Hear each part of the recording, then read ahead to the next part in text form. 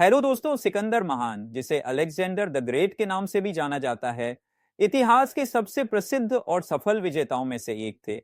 409 BC Persian empire के राजा Darius ने Greece में आक्रमण कर दिया। यहाँ मौजूद कई मंदिर और हजारों मूर्तियां दास्तान तबाह हो गए और आने वाले कई सदियों तक ग्रीस का एक एक इंसान पर्शियन के खून का प्यासा हो गया। 356 बीसी मैसिडोनिया ग्रीस के छोटे से कस्बे में एक बच्चे ने जन्म लिया। ये कोई मामूली बच्चा नहीं, सिकंदर थे। सिकंदर यानी Alexander the great. 334 BC Sikandar ने इस छोटे से कस्बे से अपना राज्य बनाया, अपने देश का बदला लिया, पूरे पर्शियन को बर्बाद कर दिया। इतिहास के सबसे बड़े योद्धा अलेक्जेंडर को राजाओं का राजा, शहंशाह कहा जाता है। ये तक कि उसे लोग भगवान भी कहते थे। अलेक्जेंडर जन्म 356 बीसी मैसिडोनिया के पेल्ला शहर में हुआ। जन्म होते ही शहर के सभी लोग उसे भगवान का बेटा कहने लगे।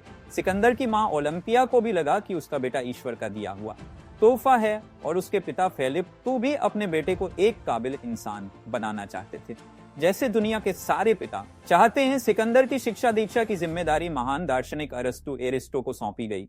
अरस्तु ने उसे विज्ञान, दर्शन, साहित्य और राजनीति के साथ युद्ध कौशल में भी प्रशिक्षित किया।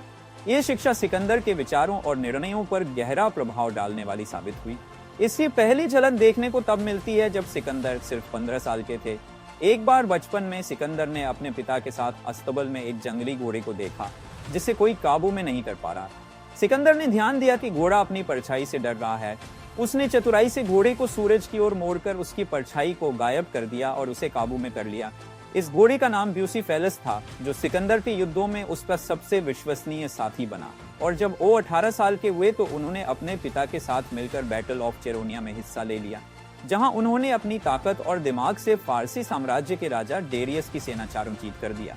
और यहीं से सिकंदर का नाम उभर कर सामने आया और सिकंदर के प्रति लोगों का विश्वास बढ़ गया और सिकंदर का अहंकार भी बढ़ता गया और पर्शियन अंपायर के खिलाफ नफरत भी बढ़ती गई। पर्शियन अंपायर को दुनिया के नक्शे से मिटाने का सपना ग्रीस एक एक आदमी ने देखा था। सिकंदर ने छोटे छोटे शहरों पर कब्जा किया और वहां की आर्मी को अपने में मिलाया, और दक्षिण की तरफ भी उसने कब्जा किया और वहां की आर्मी को भी अपने में मिलाया, सिर्फ अपने दिमाग और हिम्मत के बल पर और अपने जज्बे के बल पर।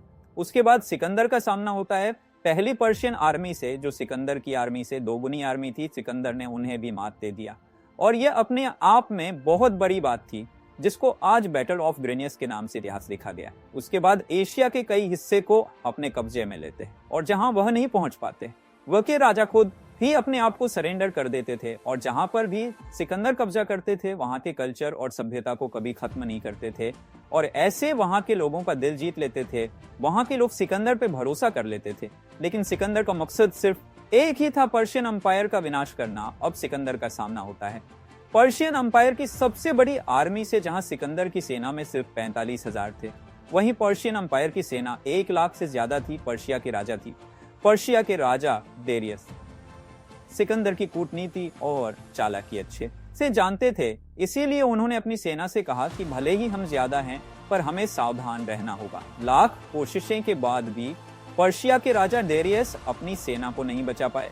सिकंदर ने अपनी रणनीति से पर्शियन आर्मी को तबाह कर दिया और इतिहास के पन्नों पर दर्ज है कि पर्शिया के राजा डेरियस जब भाग रहे थे तो उन्हीं के कमांडर ने उन्हें भाले से मार दिया और यहीं से अलेक्जेंडर राजाओं का राजा, शहंशाह बन गया, क्योंकि सिर्फ 25 साल की उम्र में पर्शियन की इतनी बड़ी आर्मी को मिट्टी में मिला दिया। लेकिन क्या ये जीत ही सिकंदर को महान बनाती है? जी नहीं, सिकंदर को महान बनाती है उनके कानून, क्योंकि जहां पर भी वह जीत हासिल करते थे, वहां के कानून को कभी नहीं बदलते थे, वहां के कल्चर को भी कभी नहीं बदलते थे, यहाँ तक कि उनके त्योहारों को भी खुद मनाते थे और सभी लोगों से अच्छा रिश्ता बनाने की पूरी कोशिश करते थे। और सबसे बड़ी बात कि अपने दुश्मन डेरियस की बेटी से शादी कर ली। लेकिन सिकंदर काफी शातिर दिमाग के थे। वो जानते थे कि मैं जब तक लोगों का भला नहीं करूंगा, तब तक लोग मुझे राजा नहीं मानेंगे, तब तक लोग मुझे राजा नहीं मानेंगे। उन्होंने अपनी तिजोरी खोली और अलग अलग हिस्सों खजाने को बांट दिया, जिससे वहां के लोगों का भला हुआ और व्यापार भी आगे बढ़ा और लोग सिकंदर की जय जयकार करने लगे। लेकिन कहते हैं जब सफलता मिलती है तो दुश्मन भी बहुत बनते हैं और यहाँ दुश्मन अपने ही होते हैं। सिकंदर की सेना में कुछ ऑफिसर सिकंदर के दुश्मन बन गए थे, क्योंकि सिकंदर सारा खजाना पर्शियन के लोगों में ही बांट रहे थे, जिससे उनकी खुद की आर्मी को अच्छा नहीं लग रहा था।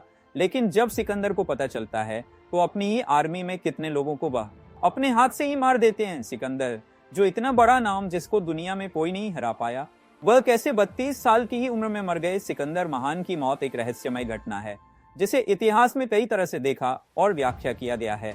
उनकी मृत्यु 13 जून 323 बीसी को हुई थी, जब वह मात्र 32 वर्ष के थे। सिकंदर ने अपनी विजय यात्राओं के दौरान एशिया, मिस्र, फारस और भारत के बड़े हिस्सों पर कब्जा कर लिया था। लेकिन 323 बीसी में जब वह बेबीलोन में थे, तब उनकी तबीयत अचानक खराब हो गई।